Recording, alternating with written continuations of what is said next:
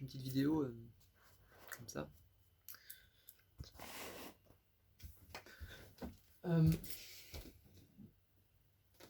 Dans le noir.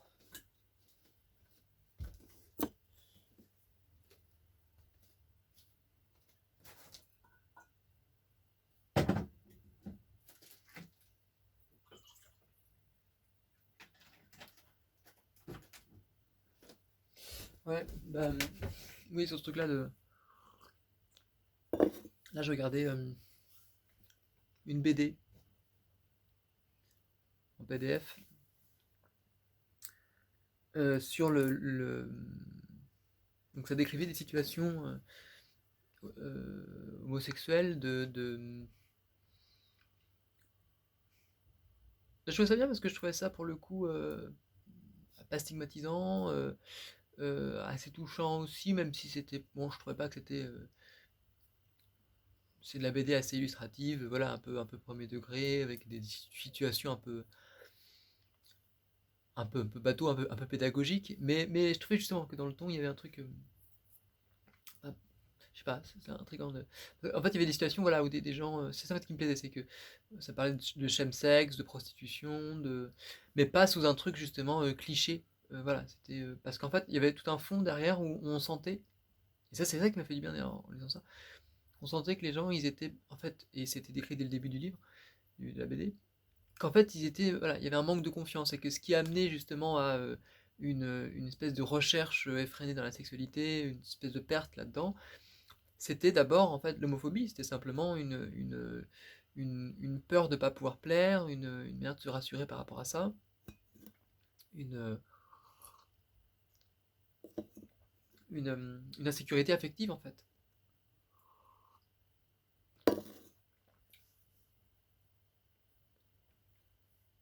qui se traduit dans la sexualité, dans une sexualité de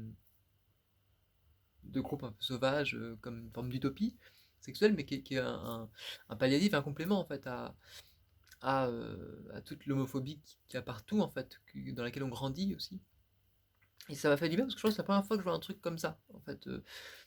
En tout cas dans ces brochures là, c'est pas des brochures justement scientifiques qui vont parler comme ça de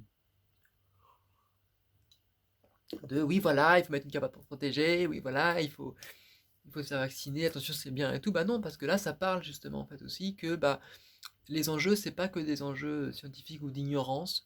Il y a des enjeux qui sont de l'ordre de l'estime de soi, d'une certaine misère affective, sexuelle, et qui joue là-dedans, et que c'est aussi un problème politique ou psychologique avant d'être un problème scientifique en fait.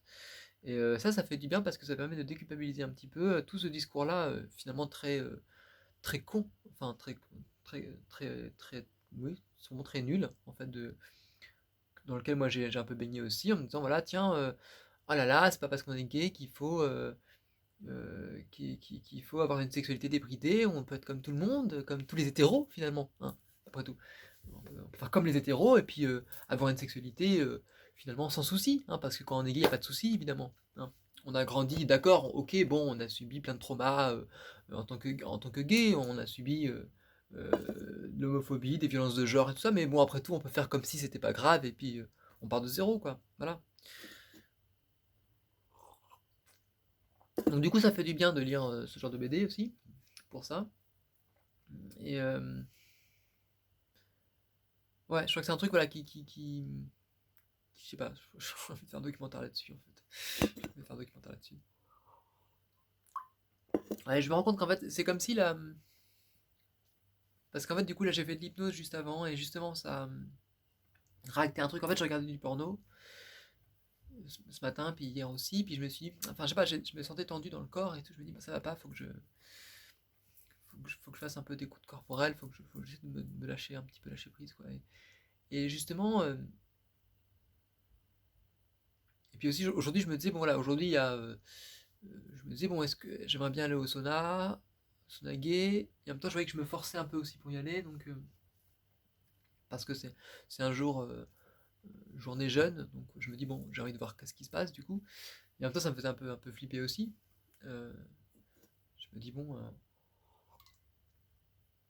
Qu'est-ce qui va se passer? Est-ce que je risque, est-ce que je vais pas prendre des risques ou quoi? Qu'est-ce que ça veut dire? Ou est-ce que je vais pas flipper après? Et donc du coup, je me dis ça va pas, faut que j'écoute un peu, faut que je m'écoute un peu de mon corps et tout ça.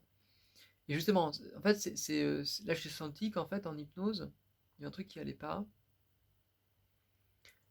Et c'était qu'en fait, donc c'est un truc justement, je fais un truc d'hypnose sur la question de la dépendance. Et dans cette dépendance, il y avait l'idée que, voilà, en fait, c'était ce truc-là, il y avait un peu, la dépendance c'est une prison, et puis on peut sortir de la prison, mais quelque part, on est bien dans cette prison parce qu'elle nous sécurise et elle nous protège. Et en fait, elle nous protège de quelque chose. Il faut comprendre de quoi ça nous protège. Et là, je me rendais compte que finalement, le porno me protégeait, en fait. Le porno était en effet crispant, bon, violent, etc., grisant, mais puis il véhicule aussi pas mal de peur et de choses comme ça. Mais justement, c'est que dans le porno, eh bien, je peux pas contracter de VIH, par exemple. Je peux pas contracter de maladie, je peux pas.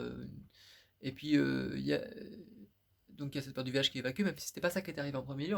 Le truc en premier, c'était surtout, en fait, c'est ça que j'ai compris aussi après coup, c'est qu'en fait, dans le VIH, dans le porno, il y a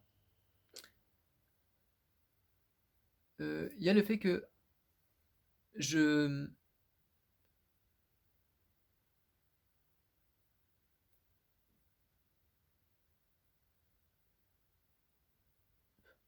Je pense à autre chose. Dans le porno, il y avait le fait que. Ah merde, faut que je revienne là, faut que je revienne dessus. Qu'en fait, le temps que je consacrais au porno, enfin, le porno est une manière de vivre une sexualité, quelque part, un certain type de sexualité quand même, mais qui justement n'était pas trop dangereuse, mine de rien. Et je me rendais compte que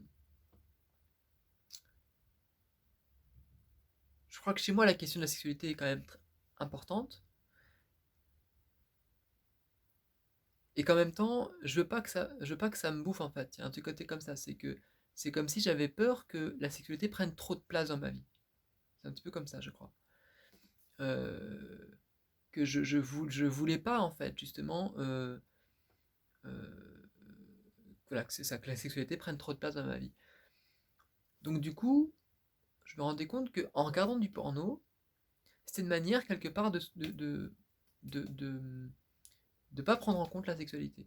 Je regarde du porno, je me branle, comme ça c'est bon, je peux passer à autre chose quoi.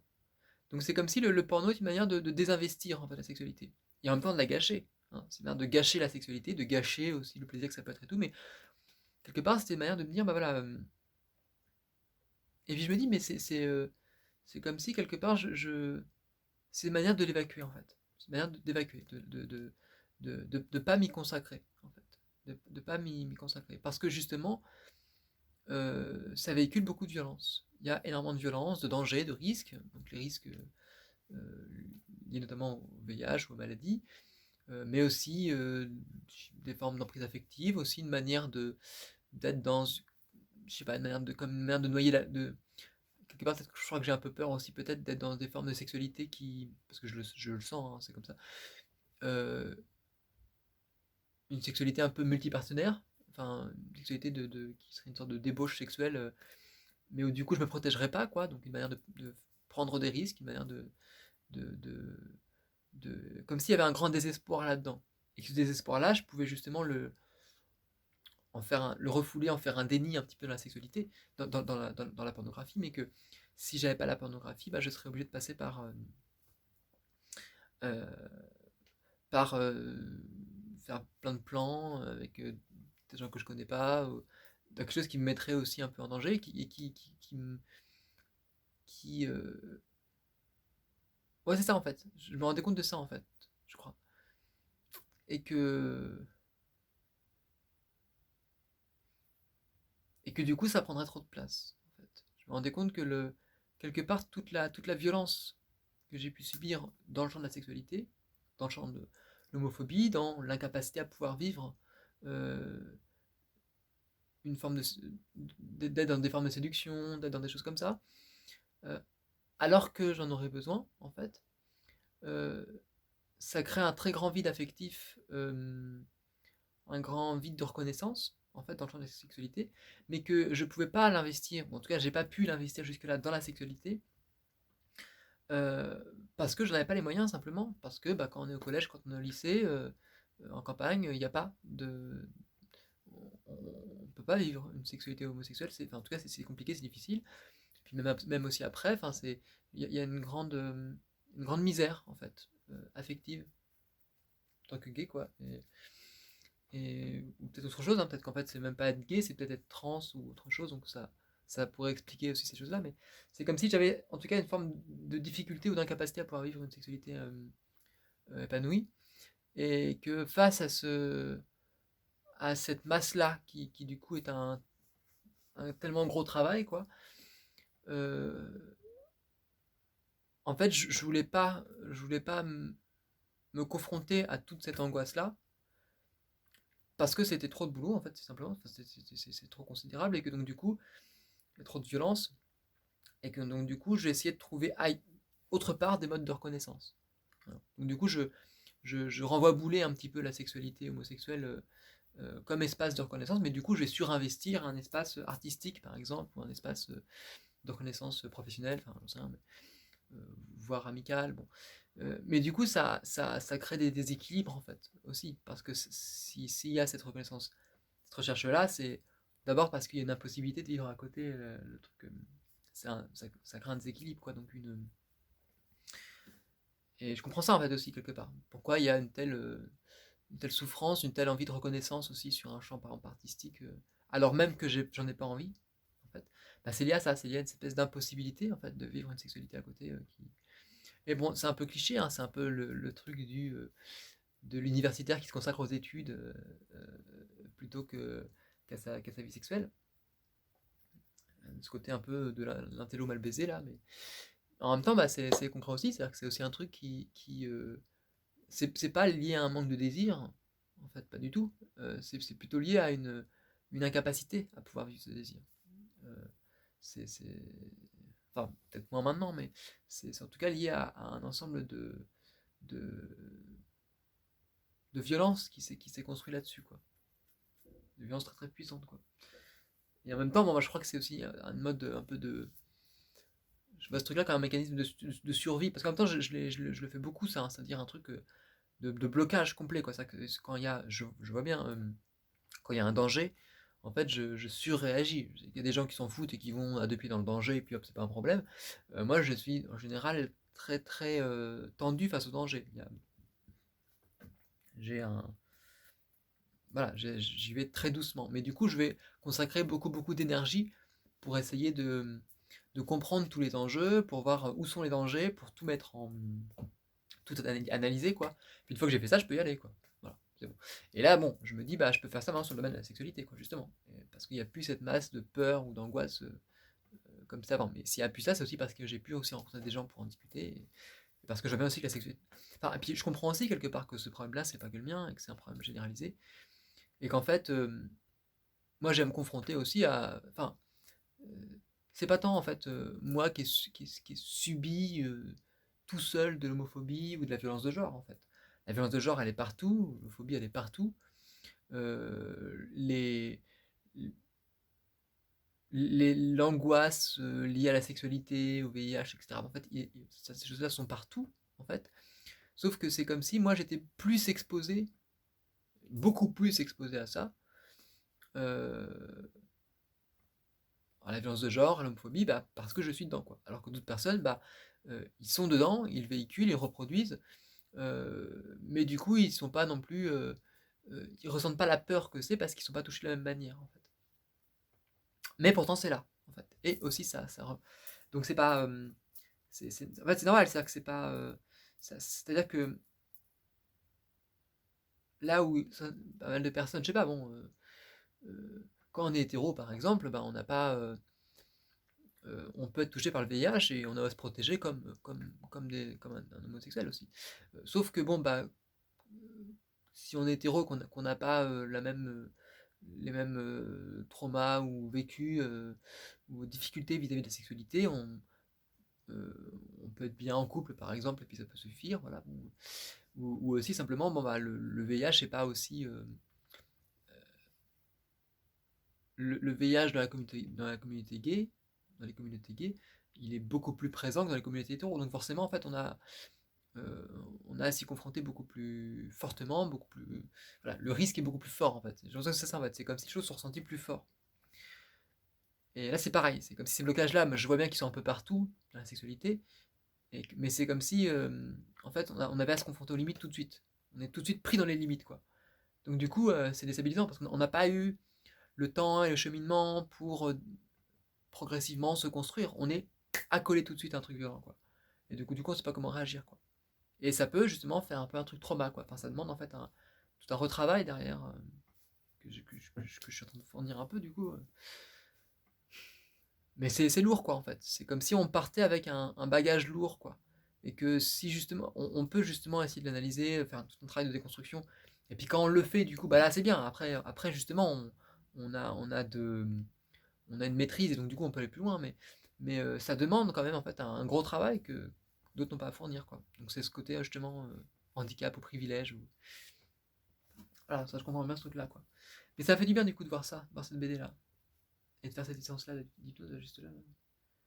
De me rendre compte qu'en fait, le problème, il n'était pas que.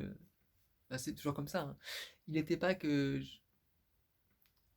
quelque part j'étais trop timide ou trop frigide. Au contraire, en fait, c'est presque l'inverse. C'est que euh, j'ai j'ai peur de mes désirs. J'ai des désirs, j'aimerais les vivre, et qu'en fait, ces désirs-là me font peur parce qu'ils peuvent me mettre en danger. Ils peuvent me mettre en danger parce que vis-à-vis de la société qui est un peu mal vue, qui voit mal un peu tout le côté libertin, par exemple, mais aussi vis-à-vis du VIH et du regard. En fait, j'ai peur du rejet aussi par rapport à ça. J'ai anticipé toutes ces choses-là, quoi. Et, euh, et peur de ne pas maîtriser quelque chose, peur de ne pas maîtriser mes désirs, en fait, justement. De ne pas maîtriser mon comportement là-dedans, peur d'être dans une forme je sais pas, de débauche, même si c'est pas un terme très juste. Peur, en fait, c'est même pas mes peurs avant, en fait, c'est des peurs qui sont aussi véhiculées à l'extérieur. Enfin,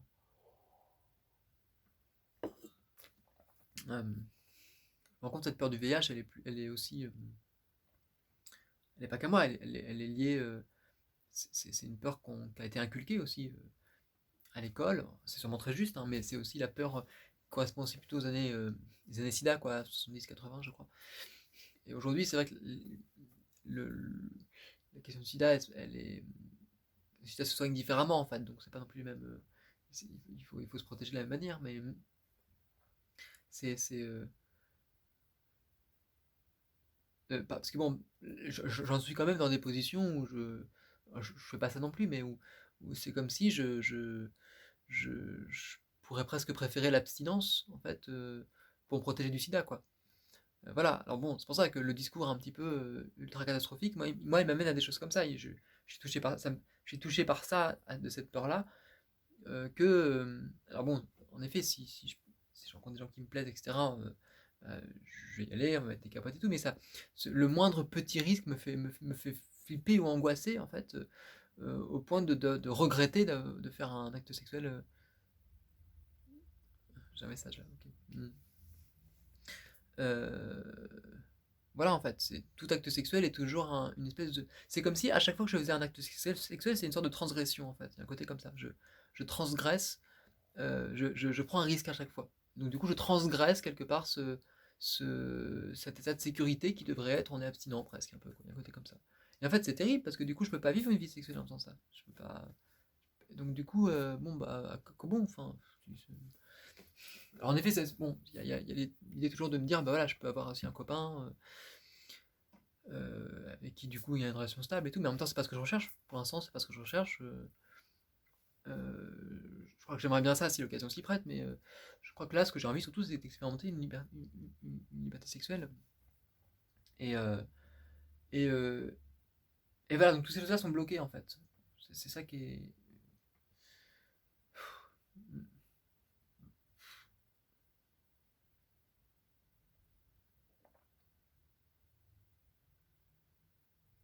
Donc voilà, le porno c'est ça en fait. Le porno fait tampon en fait.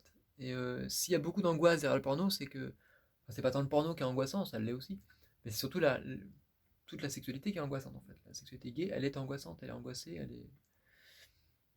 Et en même temps, c'est peut-être justement au moment où on peut dépasser ça que ça marche mieux. Et pour moi, c'est intéressant, ça permet aussi d'aller plus loin. Ça permet de pouvoir tester, est-ce que je peux dépasser ça, quoi? Est-ce que je peux... Voilà, j'ai fait mes armes, entre guillemets, dans le domaine artistique. J'ai fait cette école d'art, c'était bien. C'était une confrontation avec l'institution aussi. C'était un combat assez héroïque. Et, euh, et ça fait partie de moi, ces choses-là sont très importantes. J'y tiens aussi beaucoup. Mais je crois que ça s'est fait aussi en effet miroir, j'ai senti, hein, envers... et c'est peut-être ça où il y avait aussi une souffrance derrière, envers l'incapacité de pouvoir vivre en fait, une sexualité qui me plaise. Et à travers la sexualité, c'est-à-dire aussi des relations amoureuses, une relation à l'autre intime en fait, qui me plaisent là-dedans. Et je crois que ce que j'ai envie aujourd'hui de faire, c'est de comprendre ça, en fait. Et là, si je fais les podcasts, c'est peut-être ça aussi. C'est-à-dire, voilà, finalement, là où j'ai investi le secteur artistique comme espace d'investissement libidinal et de combler ce manque affectif qu'on a tous, euh, et ben, je me dis, est-ce que je peux pas réinvestir cette énergie maintenant, maintenant que j'y suis plus obligé, quelque part, me dire c'est dans le domaine de la sexualité, quoi. En fait, c'est comme une sorte de balance, quoi. Une manière de réinvestir l'énergie autre part, tout en l'utilisant aussi comme un travail de recherche. C'est ça que, comme il y a des... Alors, il ne s'agit pas non plus d'en faire une recherche universitaire lourdingue, quoi. C'est plus une recherche pour moi, hein, d'abord. Mais je suis pas payé pour ça, hein, mais bon, donc voilà, je regarde... quelque part, ce qui m'a aidé beaucoup là-dedans aussi, c'est de lire des philosophes queer aussi. Sam Boursier, Preciado, bon, j'ai pas lu mais Butler ou Wittig ou tout comme ça. Et voilà, toute cette pensée féministe en fait, de la sexualité. Et je me dis, est-ce que je peux pas du coup, à partir de ces lectures-là, trouver des pratiques ou une manière on va dire, me confronter à la sexualité sous cet angle-là et de pouvoir justement comprendre les implications de tout ça, quoi. Voilà. Et c'est pas mal parce que du coup ça m'offre un angle important pour moi en tout cas, un axe. Et, euh, et puis je me disais aussi, bon ça c'est plus un peu la suite de ça, mais après tout je pourrais aussi, parce que je me disais, bon est-ce que j'en fais une recherche ou pas? Bon là évidemment c'est une recherche, elle s'est faite d'elle-même. Quand je suis allé à Paris, l'idée c'était aussi d'être à Paris pour aller dans les saunas gays aussi. Et en fait j'avais un peu honte de le dire. Je me disais non, je vais à Paris pour les Fab Labs, pour tout ça. En fait, non, je m'en fous. En fait, enfin, c'est pas je m'en fous, non, j'en ai vu quand même, mais là, ce qui m'intéressait en tout cas, c'était en fait de découvrir les saunas. Et en effet, c'est une richesse, quoi, en fait. C'est le truc chrétien qui devrait faire en sorte que j'ai pas à en parler, alors qu'en fait, non, je trouve ça très très intéressant. Et en fait, j'aimerais voir aussi, je crois que c'est ce qui me gêne aussi, je crois, dans la sexualité, c'est que on parle d'une sexualité comme un truc qu'il faut faire et puis après c'est bon, on passe à autre chose, quoi. C'est qu'en fait, il y aurait voilà, il y a un moment où on baise, ah c'est cool, on baise, ah c'est super. Puis éventuellement on parle de baise, on parle de ah ma bite dans ton cul et tout, puis c'est tout. Et puis après il y a un autre moment où là on fait de la philosophie et puis là on parle de Hegel et de Marx, etc. Puis mais en fait c'est chiant parce qu'il n'y a pas d'affect en fait. Mais en fait pourquoi on peut pas lier les deux, quoi? Pourquoi il n'y a pas une métaphysique du sexe? Et je me dis, ça c'est peut-être plus intéressant, pour moi, je veux dire, d'envisager la sexualité sous un angle métaphysique, sous un angle spirituel. Et je crois que c'est ça qui m'intéresse, d'ailleurs, c'est peut-être un peu ce que je fais là aussi, c'est-à-dire la sexualité ici touche à la psyché profonde, à l'inconscient, à des images, à des mythes aussi. C'est ce que, à des conceptions politiques dans le féminisme, on voit c'est clairement ça. Et je crois que j'ai envie de l'investir comme tel, en fait. Et c'est pas artistiquement presque, en fait, comme démarche artistique, comme démarche thérapeutique et comme démarche artistique. Et parce que je pense que enfin, j'espère que tout art est aussi thérapeutique et que la création c'est la thérapie en fait. Il y a pas ce qui soigne, c'est ce qui Ce qui soigne, c'est ce qui crée aussi. C'est quand il y a besoin de créer que ça soigne. Et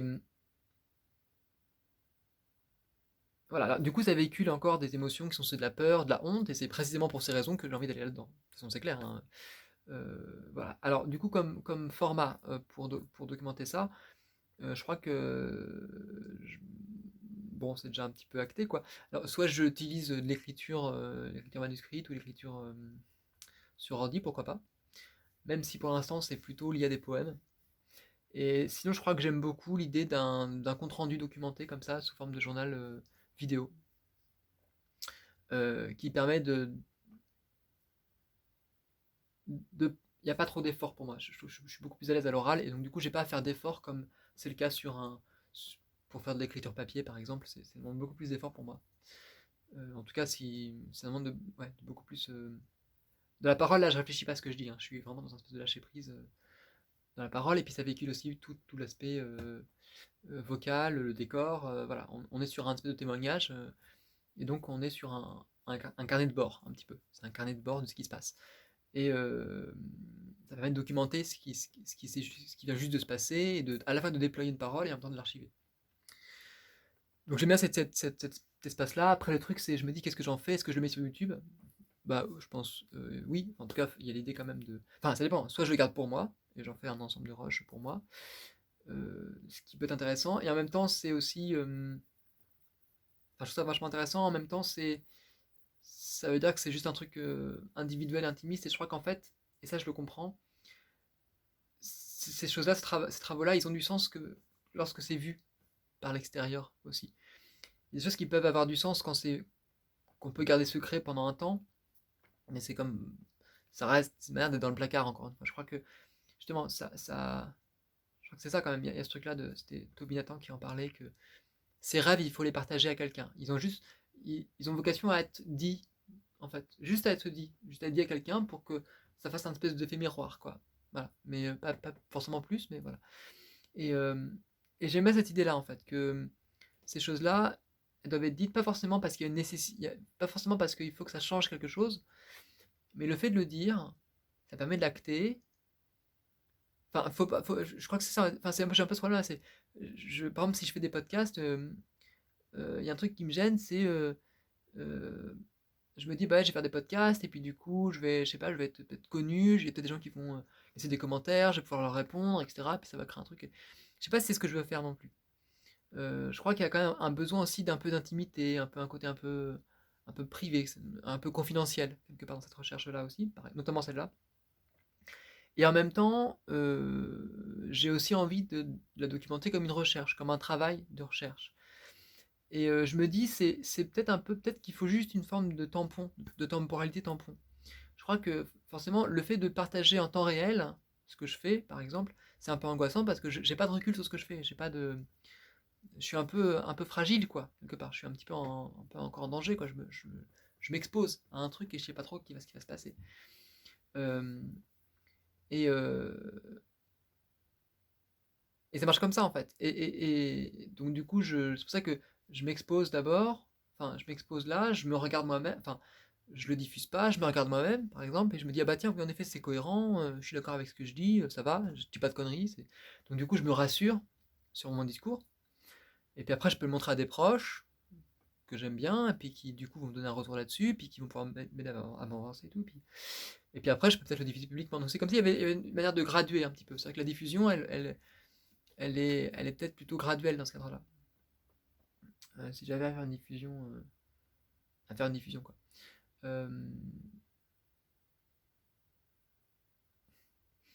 Parce que c'est toujours cette question-là un petit peu. C'est est-ce que du coup, je continue à faire un peu un travail artistique et à diffuser quelque chose? Est-ce que je fais un travail qui se situe plutôt dans le fait de ne pas diffuser? Est-ce que j'arrête d'être dans une conception artistique des choses et je vis ma vie pour le coup?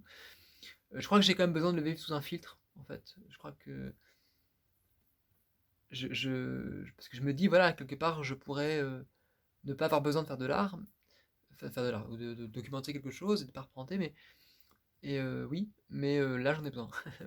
Donc voilà, enfin ça c'est à moi de voir. Du coup, ce que je trouve intéressant, et donc si tu finis là-dessus, c'est Et là, pareil, je sais pas pour qui je parle, en fait. Je sais pas si je parle pour moi, pour d'autres, ou il y a une espèce de dédoublement. Je me regarde parler, là, donc c'est surprenant, en fait. Est-ce que c'est moi qui parle? Est-ce que c'est la vidéo? Et là, je suis dans une espèce de cogito ergo sum, par exemple. Donc, oh, c'est très surprenant, là. Je me vois parler. Waouh, c'est assez surprenant, en fait. C'est comme si, là, j'institue le récit en parlant, mais c'est qu'en fait, quand je parle, je suis en état de transe. Et c'est plutôt ça qui est intéressant. C'est comme si, quand je parle depuis une position où je ne sais pas qui c'est qui parle, en fait. Je suis en transe, et c'est quelque chose qui parle à travers moi. Et dans ce quelque chose qui parle à travers moi, en fait, je ne fais que me regarder parler. Et là, par exemple, je me regarde parler. Et c'est très surprenant, en fait, de voir ça. C'est comme si les choses se faisaient d'elles-mêmes, quoi, en fait. Il y a quelque chose qui se fait d'elle-même, et je ne maîtrise rien. Je maîtrise rien.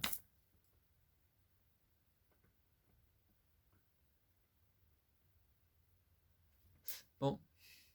Donc voilà, donc du coup, ce que je me disais, c'est mettre en ligne ces choses-là, mais en faire comme un espèce de webdoc, je crois. C'est ça qui m'intéresserait. Avoir une espèce de webdoc en ligne que je pourrais dévoiler progressivement, quoi, en fait.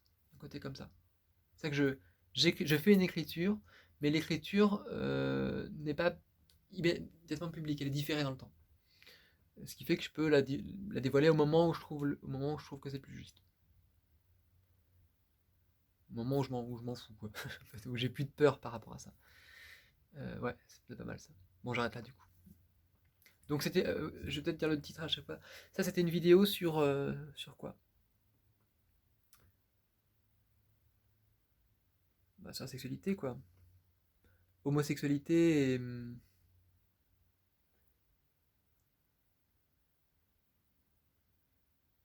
enfin, une forme de violence psychologique, quoi. Le...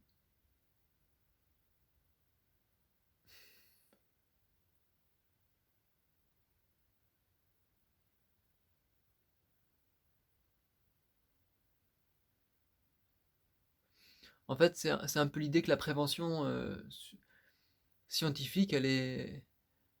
En fait, dans un sens, elle est homophobe, dans le sens où elle prend pas en compte les caractères psychologiques et sociologiques de l'homophobie, quoi, en fait. En fait, c'est ça qui me fait chier, je crois. C'est vraiment ça, moi, ça me fait chier aussi, même quand je vois des forums en ligne, où il y a des gens qui disent ah, mais aujourd'hui, les jeunes, ils sont ignorants, ils mettent pas de capote, ils savent pas comment ça marche, etc. Mais c'est pas ça, c'est juste que c'est tellement flippant, en fait, que c'est pas une question d'ignorance. Enfin, on le voit partout, ces questions-là de VIH, etc. C'est pas... Le problème, c'est qu'il y a une grosse angoisse. C'est flippant. Et que, et que moi, je veux pas choisir, enfin, j'ai été obligé de choisir, mais je veux pas choisir entre euh, euh, avoir une vie sexuelle ou être en bonne santé. J'aimerais les deux, en fait. Donc, alors on peut dire, ouais, mais du coup, il y a les capotes, etc. Mais enfin, moi, ça me fait tellement flipper, toutes ces questions-là, que c'est bon. Enfin, il y a tellement d'éléments, je trouve, derrière. Tellement de. En fait, on pourrait dire, il suffirait de mettre une capote, il suffirait, etc. Mais quand j'ai vu dans le sauna, il y avait personne qui suçait avec des capotes. J'ai vu très peu de gens, même sur les forums internet, qui précisaient qu'ils suçaient avec des capotes. Ils disaient tous que c'était dégueulasse, quoi. Et que ça les a débandés, et que ça provoquait chez eux, voilà, une espèce de une frustration, en fait, de ne pas pouvoir vivre une vie sexuelle comme ça. Donc,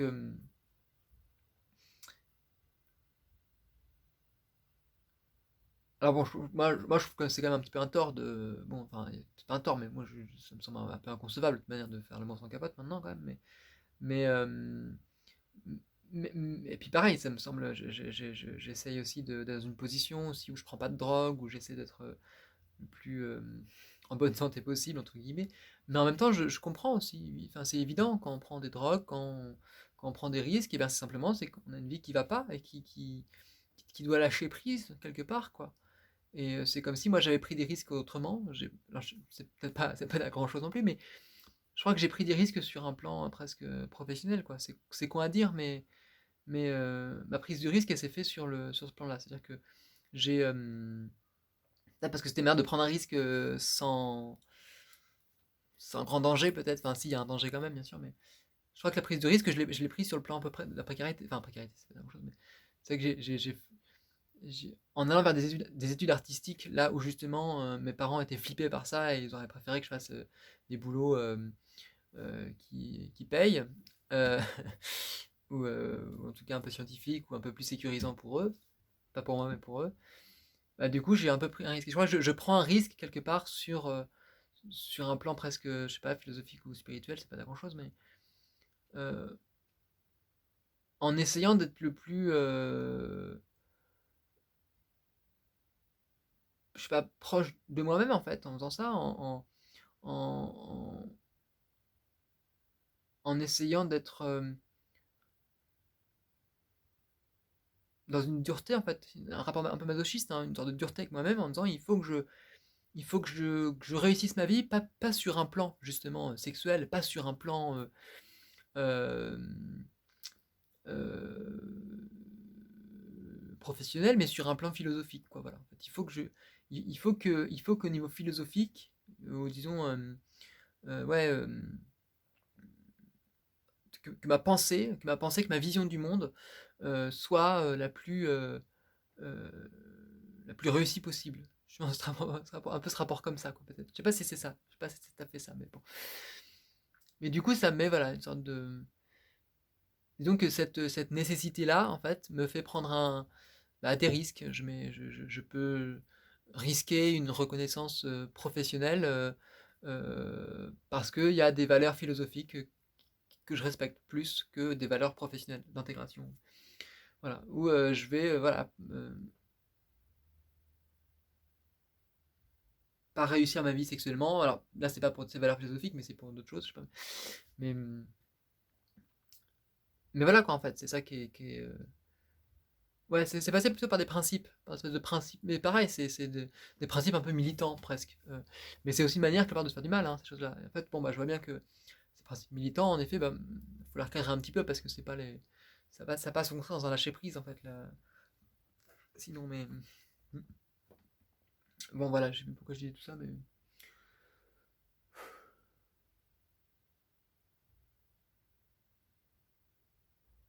En fait, il y a une forme de sidération, en fait. La sexualité est sidérante, en fait. Et que, quelque part, à moins de surinvestir d'autres domaines comme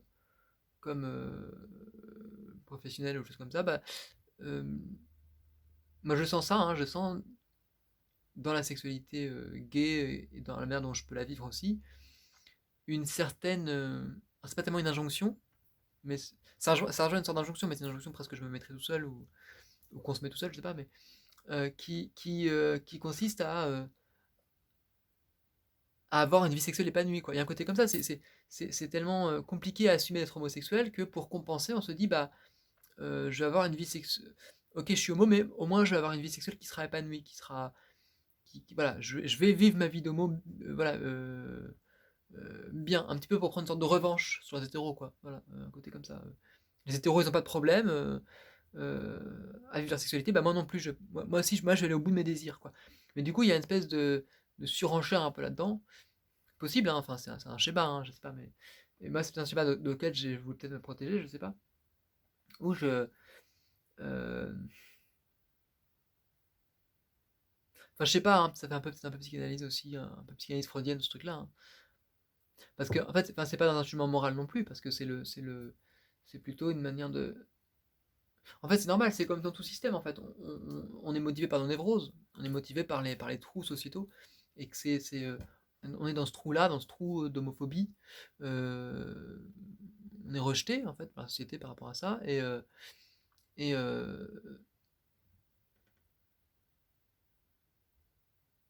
donc du coup, on peut pas, c'est pas envers la société qu'on va pouvoir retrouver une intégration, qu'on va pouvoir retrouver une forme d'existence en fait. On pourra le faire que justement en travaillant ce trauma, en travaillant cette souffrance et en la renvoyant en fait comme un en disant bah c'est vous le problème quoi en face voilà. Et justement si justement on est dans un trou sociétal sur la sexualité et qu'on veut la, la déconstruire, la réattaquer, bah ça, ça, ça consiste en fait à c'est pas tellement le multipartenariat ou enfin, le libertinage comme espace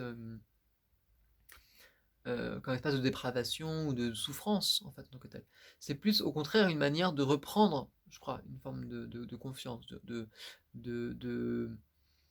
c'est une manière de sublimer. Ça, c'est plus une sublimation, en fait. C'est un peu voilà, c'est un petit peu, on est homo, on est rejeté, on est censé vivre dans la solitude et dans l'isolement et dans l'angoisse, dans la peur d'être attaqué dans la rue, tout ça, ou autre part. Et il n'y a pas de place pour nous. Ah ouais, c'est comme ça. Et ben du coup, on va se retrouver entre nous et on va vivre des moments super, super beaux, super chouettes. Alors du coup, avec tout le risque que ça propose, parce que du coup, c'est comme s'il y avait toute la violence de la société qui était concentrée là-dedans aussi, et la souffrance qui était rejouée, qui était peut-être aussi expurgée, quoi. Mais en même temps, du coup, elle est canalisée, elle est, elle est renvoyée, quoi. Justement, elle est sublimée, en fait. Et elle est,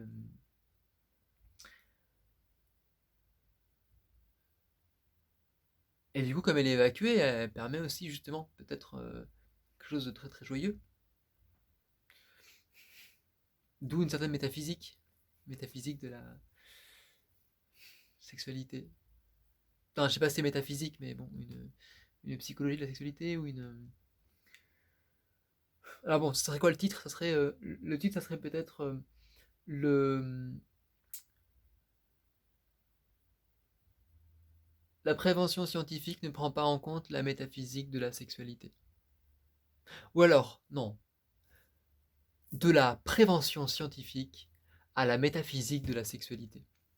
Sachant que métaphysique, c'est pas vraiment de la métaphysique, hein, mais bon, on est plutôt sur une forme une certaine conception de la projection libidinale, quoi. Voilà, une sorte d'investissement libidinal, quoi. C'est plus une sorte de métaphysique de la psychologie, en fait. Bon, je sais pas ce que ça veut dire métaphysique, en fait, je comprends pas ce terme-là. J'ai du mal. Est-ce que c'est de l'ontologie ou de la.